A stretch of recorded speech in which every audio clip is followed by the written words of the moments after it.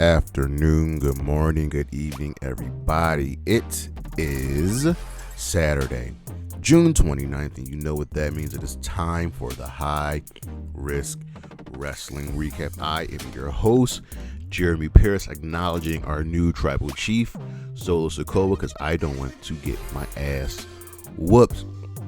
Welcome, one and all. Check out the socials, Charismatic Creations on Facebook and YouTube, Charismatic Creations on 52 on Instagram, and of course the 215 on Twitter. And we've got a good show for you today. It is Forbidden Door season, and tomorrow night, Forbidden Door, I believe this is the third Forbidden Door, will be going down. And we're going to preview the show, make our predictions, and check out everything out. But for now, you know what's next, so just go on and hit my music.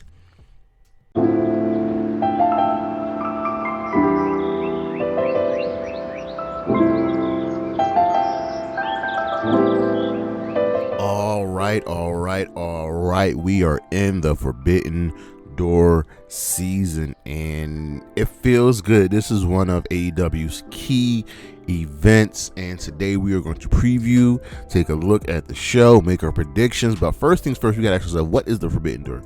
Essentially, the Forbidden Door is when one person or a group or whoever goes from one company and crosses the line, no TNA, actually, yeah, TNA, to another company. So what's going on between WWE and NXT right now, and obviously AEW and New Japan and the Forbidden Door and Stardom.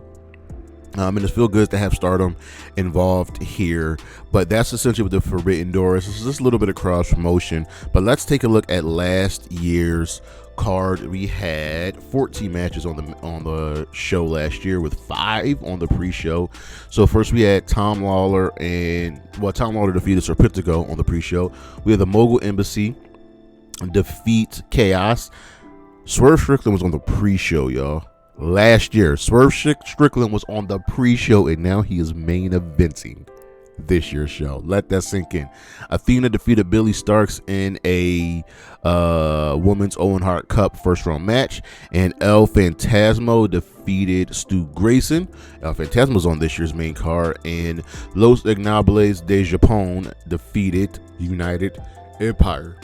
I believe Shingo Takagi's on the main card this year, and so is Jeff Cobb. So that's just good stuff right there. Then we get to the main card of 2023. MJF defeated Tanahashi, retaining the AEW World Championship. CM Punk defeated Satoshi Kojima. Orange Cassidy defeated Zack Sabre Jr., Kazuchika Shibata, and Dan Garcia, retaining the International Championship. Sonata defeated Jack Perry, retaining the IWGP World Heavyweight Championship. The Elite, Eddie Kingston and Ishii, defeated the Blackpool Combat Club, Takeshita and Shota Umino. Tony Storm defeated Willow Nightingale, retaining the Women's World Championship. Will Ospreay defeated Kenny Omega to win the IWGP United States Heavyweight Championship. Sting, Darby Allin, and Tetsuya United defeated Chris Jericho, Sammy Guevara, and Minoru Suzuki in the main event. Bryan Danielson defeated Kazuchika Okada in our dream match. But that was a good show as usual. I just feel like this year's show might be better, but let's take a look at this card. So we have currently 3 on the pre-show, but I expect Tony Khan to do what Tony Khan does and adds another match to the pre-show. So we have 0 Hour. We have Los Ingobernables de Japón versus the Lucha Brothers and Místico. And this is going to be a fun match, but the winner is very, very obvious here. It's going to go to the Lucha Brothers and Místico. It's just a way to get the crowd going. Then we have Kris Statlander and Momo Watanabe versus Willow Nightingale and Tam Nakano. Now Willow's teaming up with a woman with whom she defended the TBS Championship against at some point this year, and now we are seeing them teaming up together, and Kris is teaming with the superstar that is Momo Watanabe. But what we have here, what I really think is going to happen, is whoever wins this match will win. Whoever wins this match will lose on Beach Break. So if Willow wins, then she's losing to Kris, because Willow and Kris are facing each other in the second round of the Owen Cup. This is going to be a really good match, but it all is going, again, like I said, dictate the match, on Dynamite. And if we look at the tournament, the winner of Willow Kris will face the winner of Shida versus whoever wins between Mariah May and Saraya.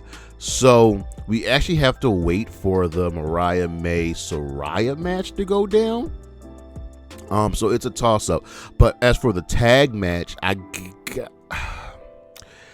because I think a certain someone is going to win the tournament, I'm actually going to say Kris and Momo win the match here, with Willow winning on Dynamite. That won't end their feud, but take Kris and Momo to win that match. And then the other match on 0 Hour is a Owen Hart first round matchup between Mariah May and Saraya. And this is has a lot of moving parts to it.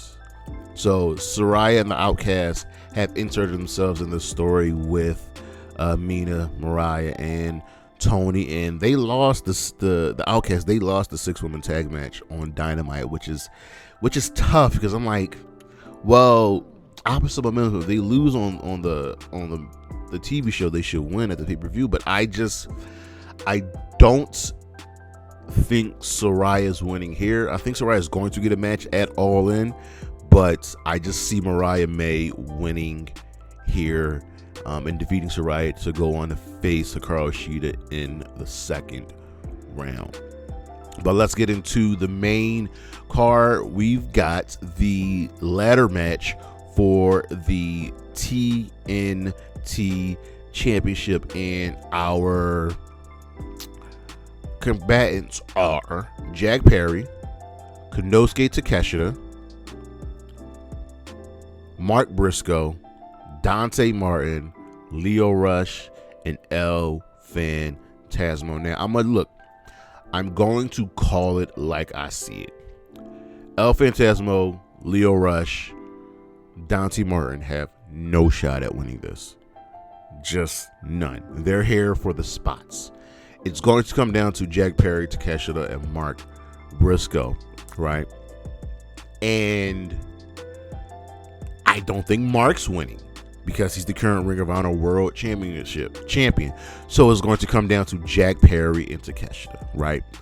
And we get to this match because Adam Copeland got hurt and he had to relinquish the championship. It's okay, it happens. So Jack Perry and Konosuke Takeshita, either men would benefit greatly from having this championship. Jack Perry, because he would be another member of the Elite with gold, and Takeshita will bring some more gold to the Don Callis family. Even though you still have Ospreay, you have Kyle Fletcher, who all have gold, Takeshita will win the big one, then he'll lose the big one. And this one is very much a toss-up here. This will ultimately come down to what happens with the Elite later on in the evening. And we'll get to that match. But this is tough. My head says Jack Perry should walk away with the championship. My heart says Takeshita, because he needs that gold. So after a nice lengthy battle, I'm going to go with Takeshita to win the match. That's what I'm going to go with. I'm going to go with Takeshita to win here and become the new TNT champion. But do not be shocked if Jack Perry wins as well. Next up, we have a trios match between the Learning Tree, Chris Jericho, Big Bill, Brian Keith is injured, teaming up with Jeff Cobb to take on Samoa Joe, Hook, and Katsuyori Shibata.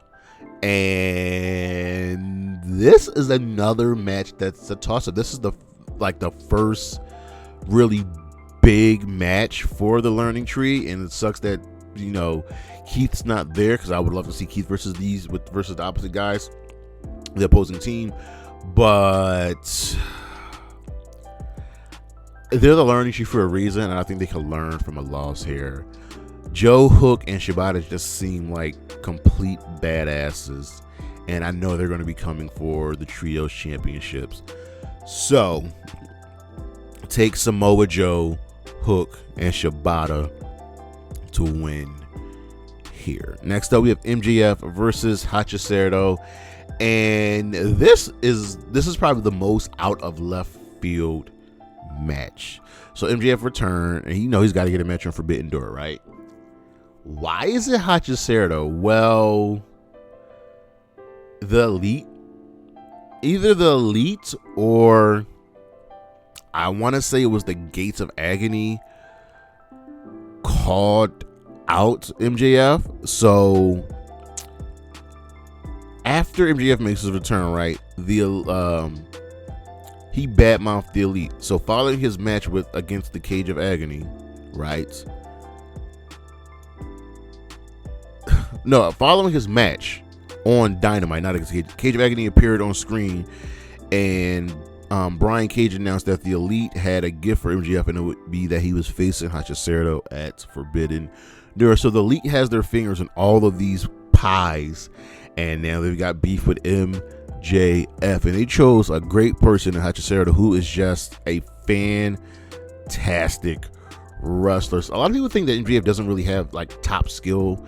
Go and watch his matches. Yes, he absolutely does. He is fantastic in the ring. And him and Hachicero might have the sleeper match of the evening. But take MJF to win here. He's going to be fighting from behind a lot, but that's okay. He'll figure out how to win. But take MJF to defeat Hachicero. Next up, we have a trios match with the Elite. This is our third trios match on the show. Jeez. The Elite, Young Bucks, and Kazuchika Okada will be taking on the Acclaimed and someone that Okada knows very, very well, and that would be Hiroshi Tanahashi. How did this match come about? Well, the Acclaimed were rapping and they badmouth the Elite. You see how this happens? You say something bad about the Elite, and next thing you know, you got some beef with them. But the Elite have been pretty much poking and prodding at the Acclaimed, right? Cutting off their mic when Max Caster is supposed to be rapping and just being a nuisance to them. And Okada's just annoyed. So recently on Dynamite, the Acclaimed defeated the Young Bucks in an Eliminator tag team match to earn a shot at the World Tag Team titles. And I thought this would go down at the pay-per-view, but no. It makes a lot of sense to have Okada on this card, and who can you get to oppose Okada? Like, I would have loved to see Billy Gunn in this match, but Billy Gunn's like, yeah. I know some presidents, and he got Tanahashi, who is the president of New Japan Pro Wrestling. This is going to be fun. This is going to be so much fun. I don't think it should run long, and it shouldn't run long.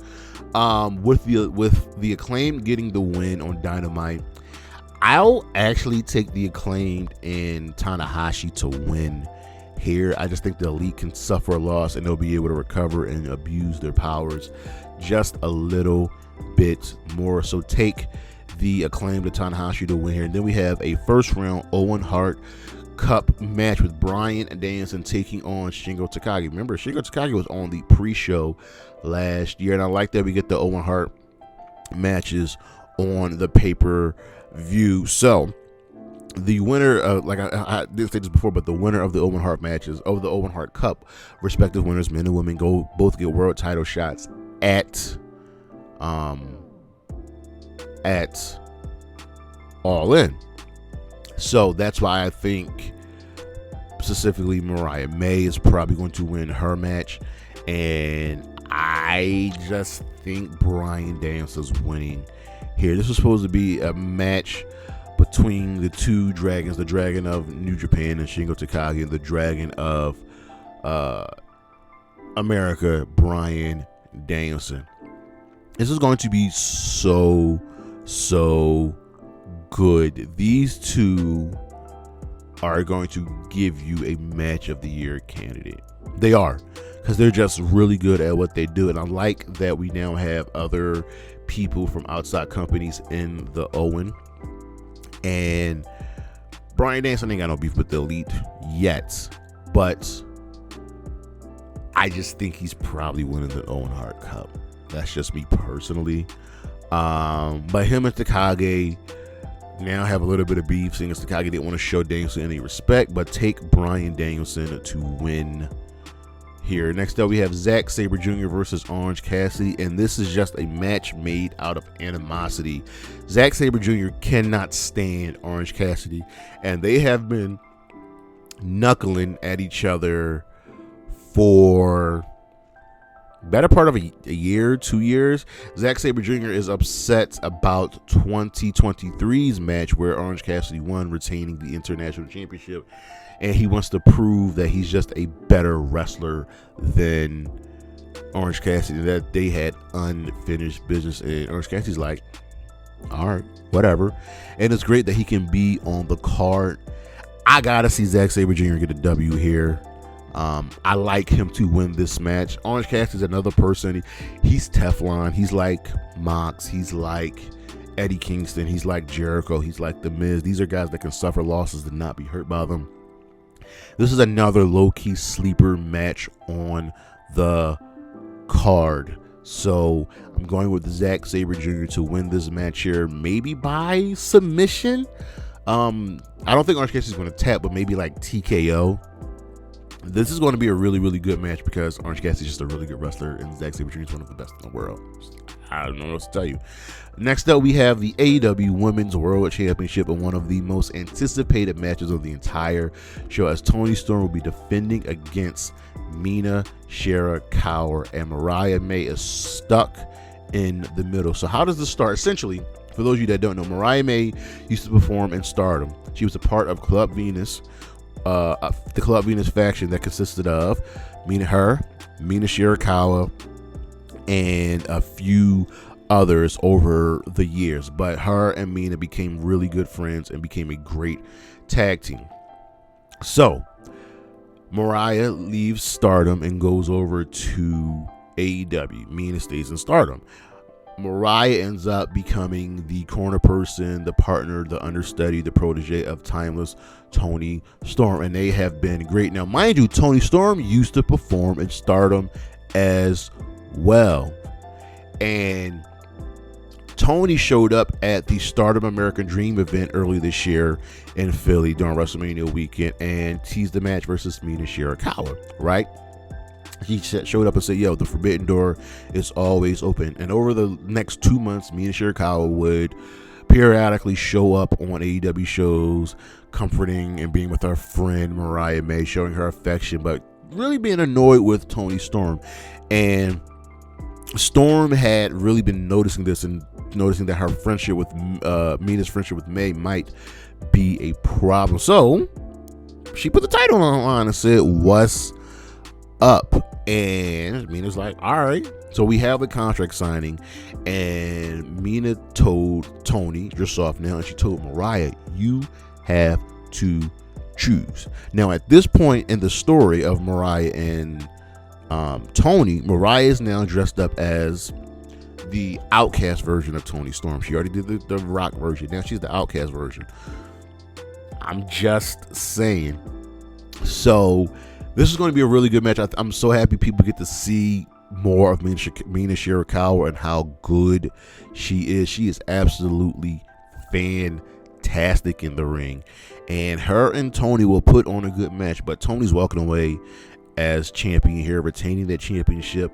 Because here's another thing. This past week on Dynamite, Mina accidentally hit Mariah May with the champagne bottle, smashing that joint on her head. But what will Mariah do? She has her match earlier on the show against Saraya and the Owen. Will Mina be there with her? Will Toni be there with her? Because Saraya won't be by herself. This is going to be good, and I'm very much enjoying the story here. Next up, we have Jon Moxley defending the IWGP Heavyweight Championship against Tetsuya Naito, the man he defeated for the championship. He won the title back in April at the Windy City Riot event, and Naito wants back in. He wants the championship back. So Mox retained the title at Dominion, and then Mox got a promo challenge to anyone to come out yo, like, what's up? I put the belt on the line. Naito came out, confronted him, said, yo, Forbidden Door. And it's great that we have Mox holding the championship, because to bring just a little bit more prestige to the championship. I mean, it is a very prestigious belt, but I'm curious to see how this one can go, because I can see both Mox retaining and I can see Naito winning. But how long does New Japan go without having their championship and their promotion in their country? That's the really, really serious question right there. I don't need this match to go long. 10 minutes, 12 at that. Ultimately, I see Naito winning and taking the championship from Mox. Maybe even a handshake afterwards, but it will be good. Mox will probably bleed, because that's what Mox does. But this is going to be a fun little match. So take Tetsuya Naito to become the new champion. Then we have a winner-take-all match, as the TBS Championship and the New Japan Strong Women's Championship will be on the line, as Mercedes Moné will be defending her TBS Championship against Stephanie Vaquer, who will be defending her New Japan Strong Women's Championship. And there is just a little bit of beef here, so let me break it down for you. Mercedes Moné performs for AEW, and Stephanie Vaquer performs for CMLL and New Japan and Stardom. She's great. Don't let anyone tell you that. Mercedes defeated Stephanie in the inaugural tournament, first round of the inaugural tournament, to crown that Strong Women's Champion, ultimately losing to Willow Nightingale in the finals. So Stephanie wants payback. You beat me, I gotta prove I can beat you. And Stephanie shows up, and it was announced that we get winner take off of both championships. Now you gotta remember, the Strong Women's Championship was created just for Mercedes Moné, right? And Mercedes Moné defended the TBS Championship against Vaquera's tag team partner and Zeus's and got the W. Moné then showed up at a CMLL event over the weekend, and her and Stephanie got into it. And this was after the winner take all match was announced. So we've got some heat here. This also, I know people think Mercedes is going to win. I think this is a toss up as well. I know it's maybe obvious that Mercedes is going to win, but I could see Stephanie winning and walking around with the championship, getting her W. I could also see this going to a time limit draw, and both women walking away with their championships, maybe setting up a third match later down the line. But is that really feasible? Is that really, right? I'm going to go with Mercedes Moné to win this match, winning that Strong Women's Championship, but I don't think she's going to hold it long. This is going to be a fantastic match. It just is. But take Mercedes Moné to win. And in the main event, AEW World Championship on the line, as Swerve Strickland, whose house will be defending against the international champion Will Ospreay. And this is tough. Here's why. Ospreay has done nothing but win since he came to AEW. He has one loss when I was in a 6-man tag match, so he has not lost any one-on-one matches. But Swerve is the champion. He kind of just got the belt after defeating Samoa Joe. So, what can you ultimately bank on? Well, the story has been Ospreay doesn't have that killer instinct anymore because he's not using the Tiger Driver. And Swerve's like, you can't be like that. You need that killer instinct, right? And after they, threw some shots at each other out of respect, Swerve made it personal and told Ospreay, yo, tell your wife and kid I said hello. Like, come on, dog. But in his heart of hearts, Swerve's a supervillain. So, at the end of that specific episode, Ospreay kind of took the world championship from Swerve. And Swerve got it back and said, listen, you lucky we friends, because if it was anyone else, I'd have put you in the dirt. And Swerve keeps telling Ospreay, you're not taking this seriously enough. you keep spreading yourself thin. On the most recent episode of Dynamite, Ospreay offered Daniel Garcia an international championship match, completely ignoring MJF, and then told MJF he'll be defending the world championship against him at All In. You're overlooking Swerve. So, and later in the main event, after Swerve and Ospreay defeated the Gates of Agony, Ospreay snatched the championship from Swerve, and that was his mistake right there. He got hit with a chop block and caught the craziest of house calls. Like, Swerve just put his whole foot in that man's face. And like Swerve has been saying, Ospreay has not been taking this seriously. Now, there's a weigh-in tonight on Collision, so I'm assuming Ospreay's going to tag Swerve back. But, like, bro, what are you doing? This is going to be a great match because I think Ospreay's incapable of having a bad match. It just doesn't happen. Swerve's winning. I know that was abrupt of me saying that, but Swerve's winning. I just can't see him losing right now. I see Swerve defending at All In. Against who? I don't know. Maybe it's the wild card in the Owen. Who knows? But this is going to be a really, really good match. And I'm excited for the outcome because I am fully behind Swerve. Swerve and Ospreay should be carrying the men's side of AEW along with a few others from here on out. But that's the show. One more time, let's go over the predictions one more time. I've got the Lucha Brothers and Místico winning, Kris Statlander and Momo Watanabe winning.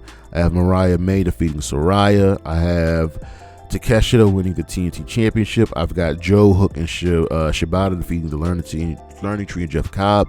MJF defeating Hechicero, the Acclaimed, and Tanahashi defeating the Elite.